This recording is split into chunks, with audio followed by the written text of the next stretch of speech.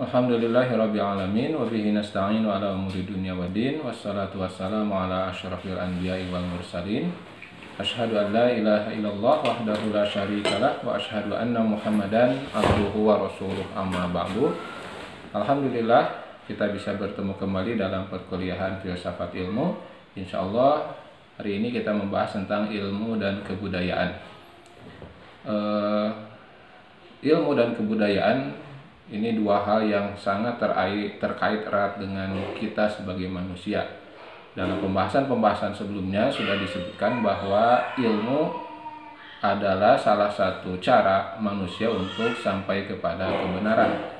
Dan cara untuk sampai kepada kebenaran ini atau ilmu ini diperoleh melalui nalar. Dan nalar adalah satu-satunya hal yang membedakan manusia dengan makhluk yang lainnya. Yang dengan nalar ini manusia bisa sampai kepada kebenaran, sampai kepada pemaknaan eksistensi dirinya hidup di dunia ini. Dan ini berbeda dengan hewan. Jadi karena nalar ini manusia dapat sampai kepada ilmu, dapat sampai kepada pengetahuan, dapat sampai kepada kebenaran, dan ujung dari semua itu manusia mampu membangun suatu kebudayaan, atau dalam istilah yang lain manusia sampai kepada peradaban. Manusia mampu membentuk peradaban. Makanya kita tidak pernah mengenal misalnya ada peradaban kucing, peradaban anjing, atau peradaban monyet. Tidak ada, karena binatang-binatang yang tadi disebutkan tidak memiliki nalar, tidak memiliki alat untuk menyusun unsur-unsur kebudayaan atau unsur-unsur peradaban itu. Nah, nanti kita akan membedakan apa perbedaan antara kebudayaan dan peradaban yang nanti akan membedakan juga pemahaman kita terhadap kebenaran. Nah, pada pembahasan sebelumnya sudah dijelaskan bahwa ilmu pengetahuan itu memiliki beberapa karakteristik. Yang pertama, ilmu mempercayai rasio sebagai salah satu alat untuk mendapatkan pengetahuan yang benar. Kemudian ilmu memiliki jalan pikiran yang logis dan konsisten dengan pengetahuan yang telah ada. Kemudian memperoleh ilmu dilakukan dengan pengujian secara empiris sebagai kriteria kebenaran yang objektif. Dan yang terakhir, ilmu memiliki mekanisme yang terbuka terhadap koreksi. Nah, karena sifatnya yang seperti ini, maka bisa jadi ilmu itu dapat berkembang dari masa ke masa. Dan seperti yang disebutkan tadi di awal, manusia mampu membangun peradaban karena satu pengetahuan bisa dikoreksi oleh pengetahuan-pengetahuan yang baru yang datang kemudian. Lalu apa yang disebut dengan kebudayaan? Kebudayaan ini diambil dari bahasa Indonesia budaya, yang berasal dari bahasa Sanskerta, yaitu budaya, yang merupakan bentuk jamak dari budi atau akal, yang karenanya budaya ini diartikan sebagai hal-hal yang berkaitan dengan budi dan akal manusia. Maka dari sini ada juga yang mendefinisikan bahwa budaya itu adalah hasil cipta rasa, karsa, dan karya manusia. Artinya segala sesuatu yang dihasilkan oleh manusia itu termasuk ke dalam unsur budaya, termasuk agama di dalamnya. Jadi dalam pengertian ini, budaya dalam pengertian ini, maka agama bisa disimpulkan gitu. Untuk yang memiliki keyakinan ini, maka agama itu adalah hasil akal dan budi manusia. Agama adalah hasil akal dan budi manusia. Jadi ya agama itu buatan manusia kalau demikian. Nah, lalu bagaimana? Benar nggak agama itu hasil akal budi manusia? Nah, tentu hal ini nanti kita akan jawab selanjutnya. Nah, dalam bahasa Inggris, budaya itu disebut culture, yang berasal dari kata Latin coler, yaitu mengolah atau mengerjakan. Jadi kita mengetahui misalnya ada istilah agrikultur. Nah, agrikultur berarti mengolah pertanian. Agrikultur mengolah pertanian. Nah, selanjutnya agrikultur ini menjadi jadi budaya pertanian, budaya masyarakat pertanian. Nah,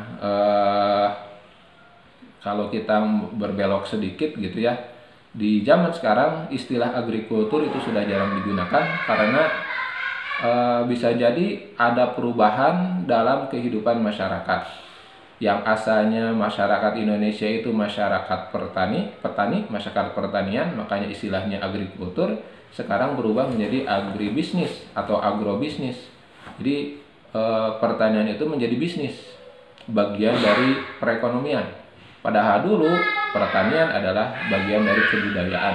Artinya maka yang lahir dari budaya para petani adalah aspek positifnya adalah keharmonisan dengan alam.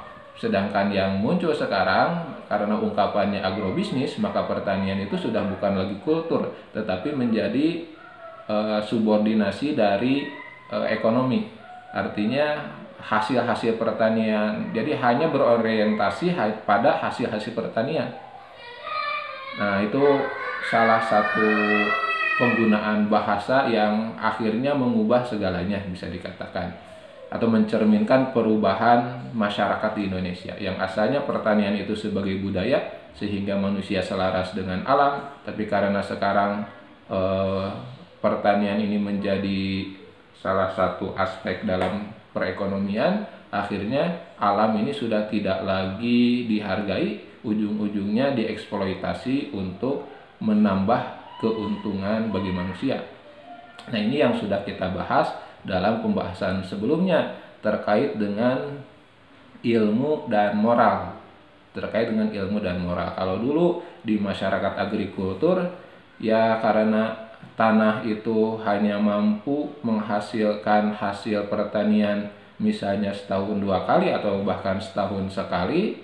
Nah, ketika lahir teknologi-teknologi baru tetapi tidak disertai dengan nilai moral yang kuat, nilai moral yang tinggi, maka alam ini digeser. Yang asalnya alam ini adalah tempat manusia tinggal menjadi sesuatu yang harus dieksploitasi untuk kepentingan manusia.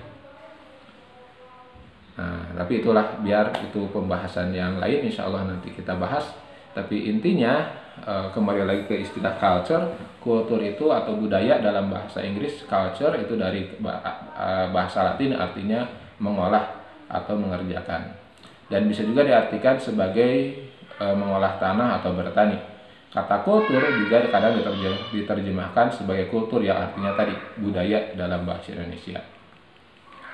Sedangkan menurut Edward Burnett, kebudayaan merupakan keseluruhan yang kompleks yang di dalamnya terkandung pengetahuan, kepercayaan, kesenian, moral, hukum, adat istiadat, dan kemampuan-kemampuan lain yang didapat seseorang sebagai anggota masyarakat.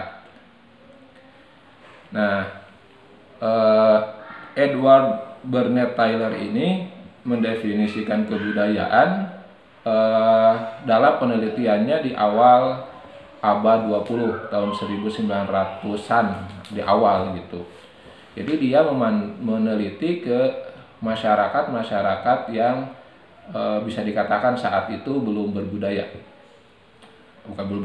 Belum berbudaya modern.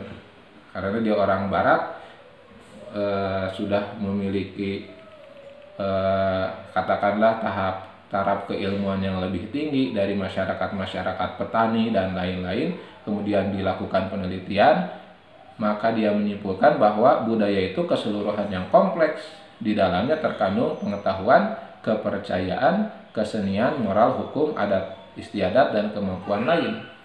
Nah, ini yang tadi saya maksud, bahwa agama itu dalam penelitian dia termasuk unsur budaya.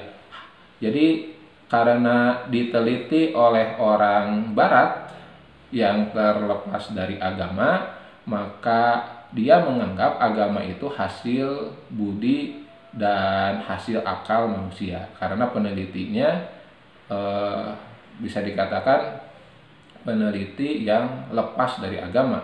Maka ketika dia meneliti suatu objek, dia menganggap objek itu hasil dari pikiran manusia. Si peneliti kan tidak percaya agama, gitu ya, tidak percaya agama. Kalaupun percaya agama, menganggap bahwa agama itu adalah hasil budaya, hasil akal manusia, maka dia menganggap seperti itu juga. Maka tadi saya bedakan antara kebudayaan dengan peradaban. Peradaban ini diambil dari kata, atau peradaban ini bahasa Arabnya adalah tamadun. Jadi terjemahan dari kata tamadun. Jadi kalau Anda ditanya misalnya bahasa Arabnya kebudayaan apa? Tamadun. Nah, tamadun itu dari kata din. Din itu artinya agama. Nah, jadi tamadun itu atau kebudayaan kalau dilihat dari sudut pandang Islam sebetulnya lahir dari din, lahir dari agama.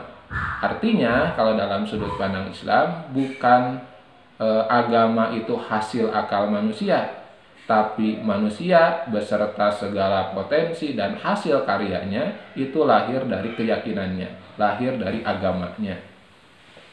Makanya diterjemahkannya menjadi peradaban.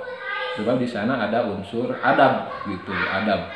Adab dia kepada Tuhan, kepada Allah, adab kepada sesama manusia.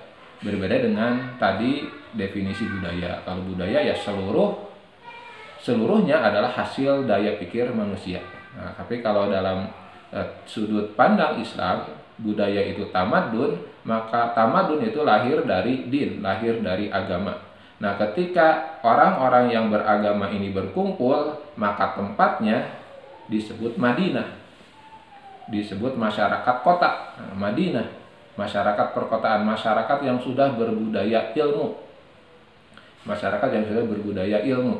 Maka yang lahir dari masyarakat yang berbudaya ilmu inilah yang disebut dengan tamadun, yang dalam bahasa yang lain disebutnya peradaban, atau juga memiliki makna kemajuan. Nah, jadi ini sengaja saya bedakan. Jadi kalau dalam tinjauan barat, budaya itu hasil dari akal budi manusia. Tapi kalau ya termasuk di dalamnya agama. Tapi kalau dari sudut pandang Islam, maka agama lah yang melahirkan budaya. Jadi kalau Anda misalnya menyaksikan bagaimana ilmu pengetahuan maju di masyarakat muslim dahulu, itu adalah hasil dari din, hasil dari kepercayaannya kepada agama. Sebab kita lihat dalam Al-Quran banyak perintah untuk berilmu, bahkan ayat yang pertama turun pun perintah untuk membaca. Artinya kebudayaan maju, baik itu di Baghdad, di Cordoba, dan di wilayah-wilayah yang lain di seluruh dunia Islam yang membangun tingginya peradaban Islam saat itu lahir dari perintah agama, itu lahir dari din. Maka agama, menurut tinjauan Islam, agama itulah yang melahirkan budaya. Maka orang yang tidak beragama, yang dilahirkan ya budaya tanpa agama. Baik, lalu apa kaitannya ilmu dengan kebudayaan?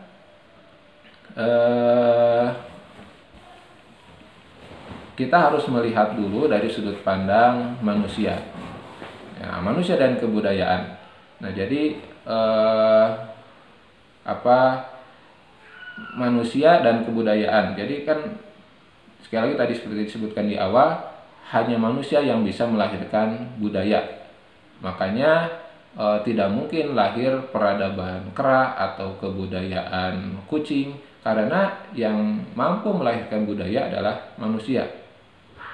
Yang tadi saya sebutkan misalnya definisi si Taylor ini ya karena dia melakukan penelitian di tahun 1891. Jadi lebih dari 100 tahun yang lalu dia hasil penelitiannya ditulis jadi buku yang berjudul Primitive Culture, kebudayaan primitif. Nah, kalau dalam kebudayaan primitif memang agama itu muncul lahir dari pemikiran mereka, karena mereka terkesima dengan alam yang begitu hebatnya, maka dia anggap alam itu ada ada kekuatan magisnya, kemudian mereka harus menyembah alam. Makanya ada yang menyembah pohon, ada yang menyembah matahari, ada yang menyembah laut, dalam tanda kutip, misalnya di laut itu ada dewanya tersendiri dan lain-lain.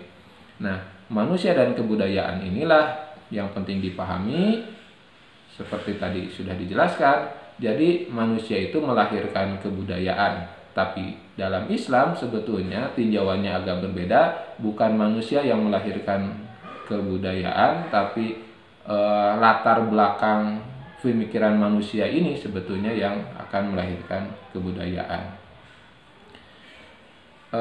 Menurut Surya Sumantri, ilmu dan kebudayaan itu saling mendukung satu sama lain. Dalam beberapa tipe masyarakat, ilmu dapat berkembang dengan sangat pesat. Demikian pula sebaliknya, masyarakat tersebut tak dapat berfungsi dengan wajar tanpa didukung perkembangan yang sehat dari ilmu dan penerapan. Ilmu dan kebudayaan berada dalam posisi saling bergantung dan saling mempengaruhi. Jadi perkembangan ilmu menghasilkan perkembangan budaya. Begitu juga sebaliknya, perkembangan kebudayaan akhirnya menantang para ilmuwan untuk melahirkan ilmu-ilmu yang baru. Nah, kita bisa melihat hal ini di masyarakat modern sekarang. Ilmu yang berkembang di kalangan ilmuwan misalnya, maka dia melahirkan jenis masyarakat yang baru, yang berbeda dari masyarakat sebelumnya. Kita lihat saja misalnya di masa sekarang, kemajuan teknologi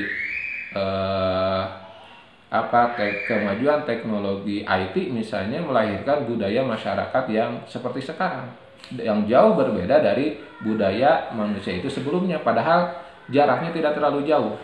Orang tua kita misalnya dengan kita yang hidup di masa milenial ke sini itu budayanya berbeda.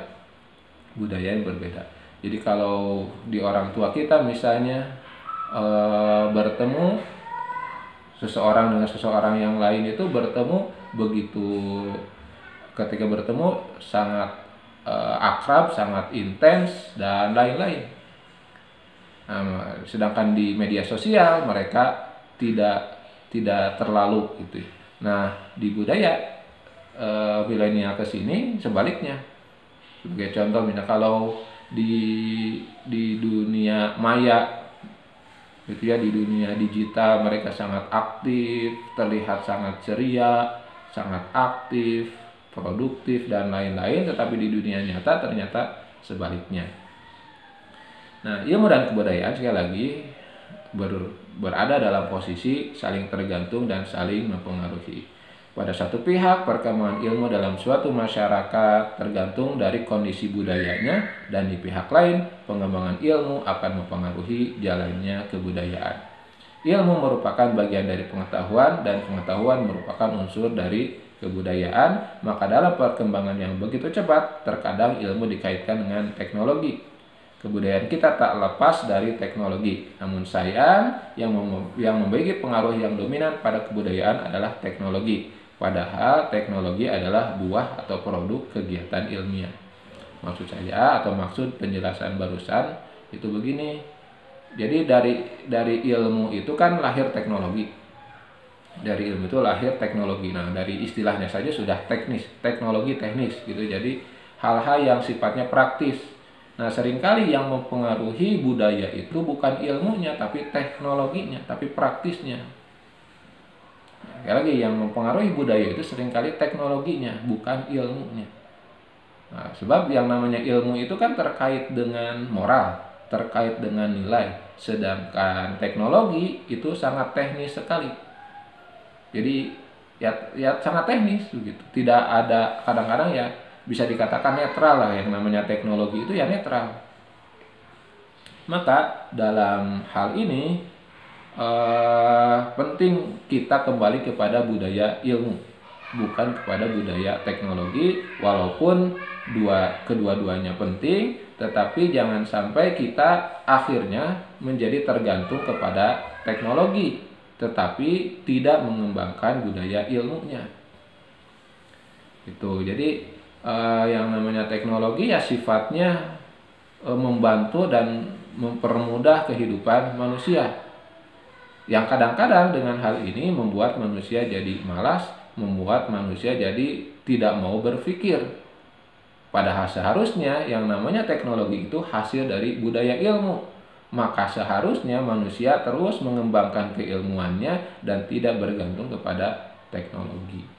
Nah, tapi sayang sekali lagi kebudayaan seringkali dipengaruhi oleh teknologinya yang itu adalah buah dari ilmu, yang itu hanya produk saja tetapi tidak terpengaruh dan tidak yang mungkin berlepas dari ilmunya, berlepas dari ilmu yang bisa dikatakan inilah hakikat dari manusia. Manusia bisa berkembang karena ilmu. Manusia bisa sampai kepada kemanusiaannya karena ilmu. Sedangkan teknologi itu hanya alat yang membantu manusia. Maka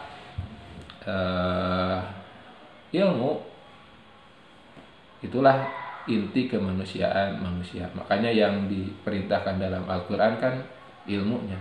Jadilah kalian orang-orang yang berilmu, gunakanlah akal pikiran, dan lain-lain. Nah, dari sini maka peranan ilmu dalam kebudayaan ini sangat penting karena ilmu adalah suatu cara berpikir. Sedangkan sekali lagi teknologi kadang-kadang hanya dikuasai oleh sekelompok ilmuwan, tapi pengaruhnya sangat besar terhadap kebudayaan.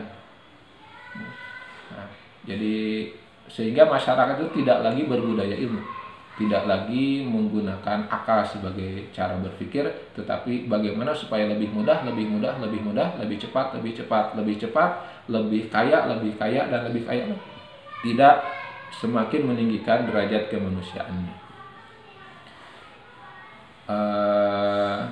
Jadi mungkin ini sebagai kesimpulan saja, ya, ilmu adalah inti. Jadi bukan teknologinya, tapi ilmunya. Maka untuk menjadi budaya yang maju, kita harus mengembangkan budaya ilmu. Memperbanyak waktu untuk berpikir, merenungkan. Dan tentu selain itu juga ada tugas ilmuwan. Seperti sudah dibahas sebelumnya, tugas ilmuwan adalah merespon masalah, tetapi juga menjadi pengerem untuk kemajuan yang kebablasan. Karena di sana ada nilai moral. Jadi dari perkembangan sejak awal dalam tinjauan sejarah, ilmu selalu terkait dengan moral dan tidak pernah terlepas dari moral. Dan itu yang misalnya menjadikan Socrates rela untuk meminum racun untuk menjaga integritas keilmuannya. Dia tidak mengikuti penguasa. Demikian juga misalnya Copernicus, Galileo Galilei, mereka bertahan pada pendiriannya walaupun harus dihukum karena di sana ada nilai ilmu, yaitu budaya berpikir itu yang dikembangkan oleh mereka dan bukan menjadi budak, baik itu pemikiran seseorang, doktrin tertentu, atau misalnya menjadi dipengaruhi sepenuhnya oleh teknologi, sehingga manusia tidak bisa berpikir dan menggunakan daya nalarnya lagi. Itu saja yang bisa disampaikan. Mohon maaf apabila ada kekurangan kesalahan. Insyaallah bertemu lagi dalam kesempatan-kesempatan yang lainnya. Aqulu qauli hadza wa astaghfirullah li wa lakum. Wassalamualaikum warahmatullahi wabarakatuh.